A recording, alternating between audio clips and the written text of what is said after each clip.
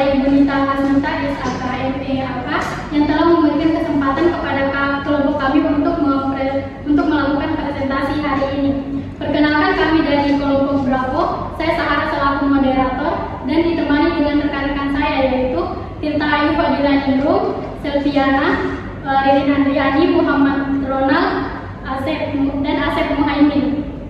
Adapun materi yang akan kami presentasikan yaitu pemeriksaan dan penyelidikan pajak. Nah, sebagian dari kita mungkin bertanya-tanya, apa sih itu pemeriksaan dan penyelidikan pajak, kemudian apa bedanya dan mengapa harus dilakukan. Nah, kami akan membahas materi itu secara lengkap agar teman-teman semuanya bisa memahami dengan lebih jelas. Baik, tanpa lebih lama-lama, langsung saja kita masuk ke materi yang pertama, yaitu pengertian dari pemeriksaan pajak. Nah, pemeriksaan pajak ini adalah serangkaian kegiatan menghimpun dan mengolah data, keterangan, atau bukti yang dilakukan secara objektif dan profesional berdasarkan suatu standar pemeriksaan yang dilakukan untuk menguji pemenuhan kewajiban perpajakan dan atau untuk tujuan lain dalam rangka melaksanakan peraturan perundang-undangan di bidang perpajakan. Nah, pemeriksa pajak itu biasanya orang yang ditunjuk oleh Direktur Jenderal Pajak, yaitu pegawai negeri sipil yang berada di lingkungan Direktorat Jenderal Pajak. Nah, biasanya mereka ini diberi wewenang, tugas, dan tanggung jawab dalam melakukan pemeriksaan pajak. Selanjutnya, kemudian di sini dikatakan bahwa pemeriksaan pajak ini dilakukan untuk menguji kepatuhan pemenuhan kewajiban perpajakan dan atau untuk tujuan lain. Nah, untuk menguji kepatuhan pemenuhan perpajakan ini dilakukan dalam beberapa kriteria. Yang pertama, wajib pajak mengajukan surat permohonan pengembalian kelebihan pembayaran pajak. Kemudian yang kedua itu wajib terdapat data konkret yang ditemukan sehingga pajak yang terutang ini menjadi tidak atau kurang bayar. Kemudian yang ketiga, wajib pajak menyampaikan SPT yang menyatakan rugi. Kemudian yang keempat, wajib pajak telah diberikan pendahuluan pengembalian kelebihan pembayaran pajak. Kemudian yang kelima itu wajib pajak ini menyampaikan SPT tapi menyatakan rugi. Kemudian yang keenam, wajib pajak melakukan penggabungan, peleburan, pemekaran, likuidasi atau pembubaran atau akan dilakukan kembali penilaian atas aktiva tetap. Kemudian yang ketujuh, wajib pajak melakukan perubahan tahun buka atau metode pembukuan. Kemudian yang kedelapan, wajib pajak tidak atau terlambat menyampaikan SPT. Kemudian yang kesembilan, wajib pajak ini menyampaikan SPT yang terpilih dilakukan pemeriksaan berdasarkan analisis risiko. Kemudian kewajiban kemudian pemeriksaan dalam tujuan untuk tujuan lain. Nah, untuk tujuan lain itu dilakukan dalam rangka yang pertama pemberian NPWP, kemudian penghapusan NPWP, pengukuhan atau pencabutan pengukuhan pengusaha kena pajak. Kemudian yang keempat itu pengumpulan bahan guna penyusunan norma penghitungan depo. Kemudian yang kelima, penentuan wajib pajak yang berlokasi di daerah terpencil. Dan yang keenam, penentuan satu atau lebih tempat berutang pajak pertambahan nilai. Kemudian yang ketujuh, wajib pajak yang mengajukan keberatan. Dan yang kedelapan itu pemeriksaan dalam rangka penagihan pajak. Selanjutnya ada jenis-jenis pemeriksaan pajak. Nah, pemeriksaan pajak ini ada dua. Yang pertama itu pemeriksaan kantor. Nah, seperti namanya, pemeriksaan ini dilakukan di kantor DJP. Jadi ketika misalnya itu wajib pajak menyampaikan SPT, kemudian terdapat beberapa kesalahan, wajib DJP kemudian memanggil wajib pajak ke kantor untuk dimintai keterangan atau klarifikasi, sehingga wajib pajak ini dapat melakukan koreksi SPT. Nah, untuk jangka waktu pemeriksaan kantor ini 4 bulan sejak surat panggilan pemeriksaan disampaikan kepada wajib pajak. Kemudian yang kedua yaitu pemeriksaan lapangan. Nah, pemeriksaan lapangan ini adalah pemeriksaan yang dilakukan di tempat tinggal atau kedudukan wajib pajak, tempat kegiatan usaha atau tempat pekerjaan bebas di wajib pajak. Jadi pemeriksaan lapangan ini dia kebalikan dari pemeriksaan kantor. Kalau pemeriksaan kantor dia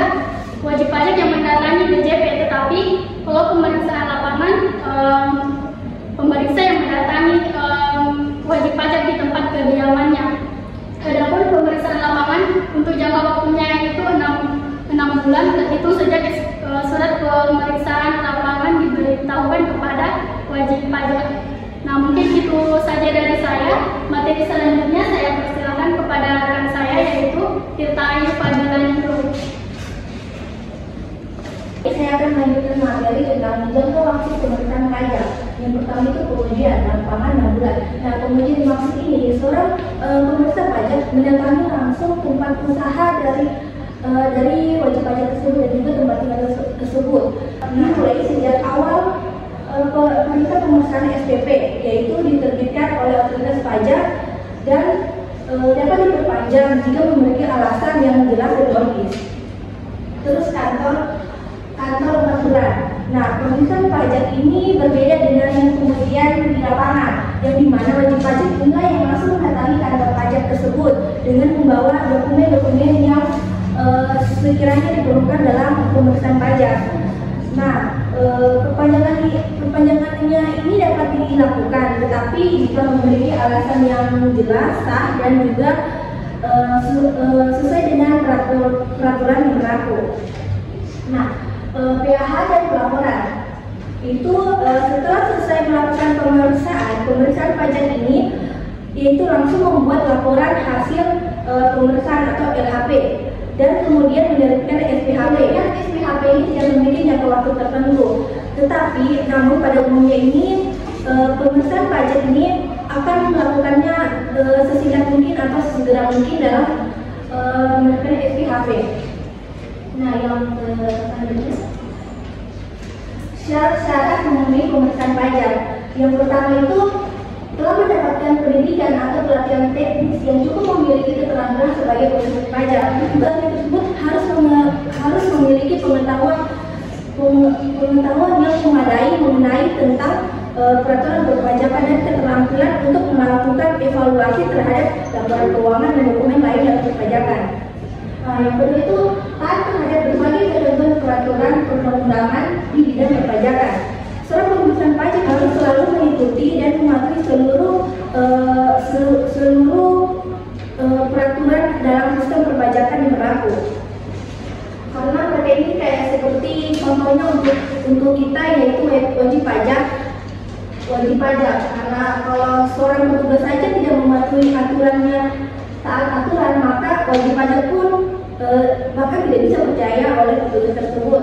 Ketiga itu jujur dan bersih dalam tindakan tercela serta mengutamakan kepentingan negara. Seorang pemeriksa pajak ini harus menjunjung tinggi integritas yang tinggi dan tidak terpengaruhi oleh tindakan yang dapat merugikan negara atau pribadi yang lain. Dan yang keempat itu menggunakan keterampilan secara cermat dan seksama. Pemeriksaan pajak harus mampu menerapkan keahlian teknis dan analisisnya dengan hati-hati dan teliti dalam melakukan pemeriksaan, seperti memeriksa laporan keuangan dan data-data yang berhubungan dengan dalam pajak. Jadi sekian dari saya akan lanjutkan ke pemateri selanjutnya. Yang pertama adalah penugasan dan instruksi pemeriksaan yang merujuk pada penugasan resmi yang diberikan kepada petugas pemeriksa pajak yang merupakan pegawai negeri sipil di lingkungan DJP atau Direktorat Jenderal Pajak. Untuk melaksanakan pemeriksaan terhadap wajib pajak, tugas ini mencakup pengujian kepatuhan wajib pajak dalam memenuhi kewajiban perpajakan sesuai dengan peraturan yang berlaku. Penugasan dan instruksi pemeriksaan ini bertujuan untuk memastikan bahwa pemeriksaan dilakukan secara objektif, profesional, dan sesuai dengan standar yang telah ditetapkan. Kemudian poin yang kedua adalah perencanaan sistem pemeriksaan, yang dimana melibatkan penyusunan rencana pemeriksa dan program pemeriksaan yang disusun oleh supervisor, mencakup identitas PP, tim pemeriksa, ruang lingkup, dan tanggal penyelesaian. Kemudian poin yang ketiga adalah penerbitan surat perintah dan surat pemberitahuan, yang dimana dalam dokumen resmi yang dikeluarkan oleh Direktorat Jenderal Pajak atau DJP untuk memulai pemeriksaan pajak terhadap wajib pajak. SP2 atau surat pemberitahuan pemeriksaan ini berfungsi untuk menguji kepatuhan pemenuhan kewajiban perpajakan dan dapat juga digunakan untuk tujuan lain sesuai dengan ketentuan perundang-undangan perpajakan. Kemudian poin yang keempat adalah permintaan untuk meminjam kepada wajib pajak. yaitu langkah dalam proses pemeriksaan pajak di mana pemeriksa pajak meminta akses ke buku, catatan atau dokumen yang dimiliki oleh wajib pajak. Permintaan ini dapat dilakukan baik dalam pemeriksaan lapangan maupun pemeriksaan kartu. Wajib pajak diwajibkan memenuhi permintaan ini dalam waktu tertentu, biasanya 7 hari atau sampai 1 bulan tergantung dengan jenis pemeriksaannya. Kemudian yang kelima adalah pemeriksaan dan pengujian, yaitu merujuk pada serangkaian kegiatan yang dilakukan oleh otoritas pajak untuk mengumpulkan dan menganalisis data serta wajib pajak. Tujuannya adalah untuk menguji kepatuhan wajib pajak terhadap kewajiban perpajakan dan memastikan bahwa semua peraturan perpajakan dipatuhi. Kemudian yang keenam adalah pengeluaran surat pemberitahuan hasil pemeriksaan dan tanggapan, yaitu langkah formal dalam proses pemeriksaan pajak yang menyampaikan hasil temuan pemeriksa kepada wajib pajak. SPHP ini mencakup informasi mengenai pos-pos yang dikoreksi, nilai koreksi, dasar koreksi, dan perhitungan pajak ke depan. Kemudian yang ke-7 atau yang terakhir adalah pembahasan pemeriksaan, yaitu proses dialog antara wajib pajak dan pemeriksa pajak yang dilakukan setelah hasil pemeriksaan diumumkan. Tujuannya adalah untuk menjelaskan temuan pemeriksaan, memberikan kesempatan kepada wajib pajak untuk memberikan tanggapan dan mencapai kesepakatan mengenai hasil tersebut. Kemudian ada juga pengertian penyidikan serta tujuannya yang berdasarkan pasal 1 angka 31 Undang-Undang Ketentuan Hukum Umum dan Tata Cara Perpajakan atau KUHP. Penyidikan pajak didefinisikan sebagai serangkaian tindakan yang dilakukan oleh penyelidik untuk mencari serta mengumpulkan bukti. Adapun tujuannya adalah penegakan hukum di bidang perpajakan ini harus dilakukan oleh Direktorat Jenderal Pajak atau DJP dengan tujuan agar aktivitas penerimaan pajak dapat berjalan baik dan lancar serta dapat memberikan kerugian atas pendapatan negara. Selanjutnya saya serahkan ke pemateri berikutnya. Baik, selanjutnya langkah penyelidikan pajak oleh DJP. Yang pertama, persiapan penyelidikan. Persiapan penyelidikan yaitu yang pertama, tahapan persiapan ini DJP akan melakukan berbagai kegiatan untuk mengumpulkan informasi seperti menganalisis data dan informasi awal yang berisi profil wajib pajak, laporan SPT, data transaksi, dan informasi dari pihak ketiga. Yang kedua, mengidentifikasi indikasi pelanggaran seperti ketidaksesuaian pola transaksi yang mencurigakan dan perbandingan industri sejenis. Yang ketiga, pengumpulan bukti awal dan wawancara awal. Keempat, evaluasi resiko dan potensi kerugian negara. Yang kelima, penyusunan rencana penyelidikan. Yang kedua, menindakkan dan pencegahan. Menindakkan dan pencegahan setelah DJP menemukan indikasi yang kuat adanya pelanggaran pajak dan memutuskan melakukan penyidikan. Selanjutnya, DJP akan melakukan penyelidikan dan pencegahan. Tujuan utamanya yaitu untuk mengamankan bukti-bukti yang ada dan mencegah hilangnya aset yang terkait dengan tindak pidana pajak dengan melakukan penyegelan, penyitaan, pemblokiran rekening bank, pencegahan keberangkatan, dan penggeledahan. Yang ketiga, mengelola barang bukti. Setelah barang bukti disita oleh petugas pajak, maka selanjutnya pengelolaan barang bukti tersebut. Tujuan pengelolaan barang bukti yaitu menjaga keamanan, mempermudah proses penyelidikan, menjamin keadilan. Yang keempat, pemeriksa tersangka dan saksi. Pemeriksa ini untuk memperoleh keterangan yang lebih lengkap dan lebih rinci mengenai dugaan tindak pidana pajak yang dilakukan. Yang kelima, laporan kemajuan pelaksanaan penyelidikan adalah dokumentasi resmi yang disusun oleh penyidik untuk melaporkan perkembangan atau kemajuan suatu kasus penyelidikan. Laporan ini akan memberikan gambaran mengenai sejauh mana proses penyidikan telah berjalan, kendala yang dihadapi, dan rencana tindak lanjut. Yang keenam, pemberkasan. Pemberkasan adalah tahap akhir dari suatu proses penyelidikan pajak setelah semua bukti-bukti dikumpulkan, dianalisis, dan pemeriksaan terhadap tersangka. serta saksi selesai dilakukan, maka penyidik akan menyusun seluruh hasil penyelidikan tersebut ke dalam sebuah berkas perkara. Isi berkas perkara tersebut yaitu surat perintah penyidikan, berita acara pemeriksaan, barang bukti, laporan hasil pemeriksaan, kesimpulan dan tuntutan. Yang ketujuh, penghentian penyelidikan. Penghentian penyelidikan terutama dalam kontrak penyidikan pajak. Penghentian penyelidikan adalah suatu keputusan yang memiliki implikasi hukum dan finansial yang signifikan bagi wajib pajak. Pemberhentian penyidikan yaitu yang pertama, tidak terdapat cukup bukti. Yang kedua, peristiwa bukan tindak pidana di bidang perpajakan. Ketiga, peristiwa telah kadaluarsa dan tersangka meninggal dunia. Yang keempat, untuk kepentingan penerimaan negara atau permintaan Menteri Keuangan dapat menghentikan penyelidikan tindak pidana di bidang perpajakan paling lama 6 bulan sejak jatuh surat permintaan. Dimana kewenangan penyelidikan pajak itu terbagi atas 6 poin. Yang pertama itu meminta bantuan tenaga ahli dalam rangka pelaksanaan tugas penyelidikan. Yang kedua itu mengambil dokumentasi seseorang yang berkaitan dengan tindak pidana perpajakan. Yang ketiga itu memanggil orang untuk didengar keterangannya dan diperiksa sebagai tersangka atau saksi. Yang keempat itu meminta berhenti dan melarang seseorang meninggalkan ruangan atau tempat pada saat pemeriksaan berlangsung dan memeriksa identitas, benda atau dokumen yang ada. Yang kelima, melakukan tindakan lain yang perlu untuk pelacaran penyidikan tindakan pidana di bidang perpajakan menurut ketentuan peraturan perundang-undangan. Yang terakhir itu menghentikan penyelidikan. Selanjutnya dasar hukum penyelidikan pajak, di mana terdapat pada pasal 1 ayat 31 Undang-Undang Ketentuan Umum dan Tata Cara Perpajakan KUP. Penyelidikan pajak atau lebih tepatnya penyelidikan tindak pidana di bidang perpajakan adalah serangkaian tindakan yang dilakukan oleh penyidik untuk mencari serta mengumpulkan bukti. Selanjutnya Undang-Undang Nomor 6 1983 tentang Ketentuan Umum dan Tata Cara Perpajakan dan perubahannya.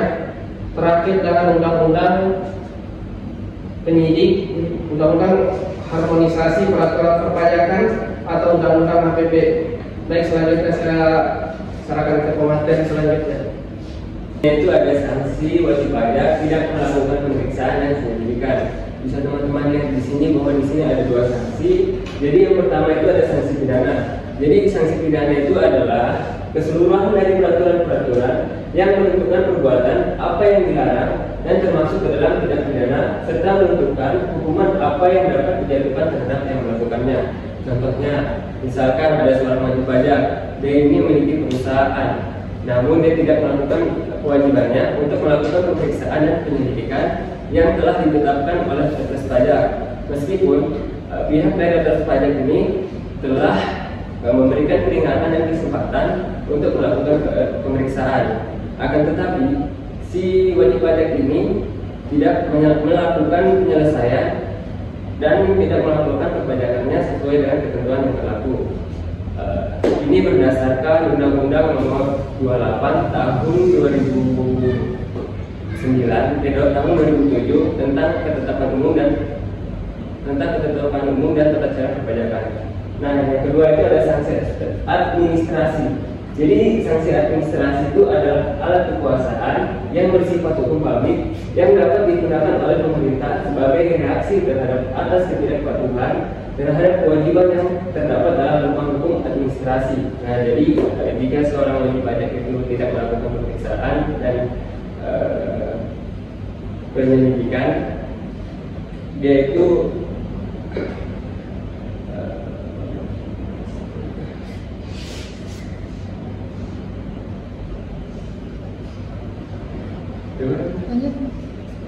saya ulang ini sanksi administrasi.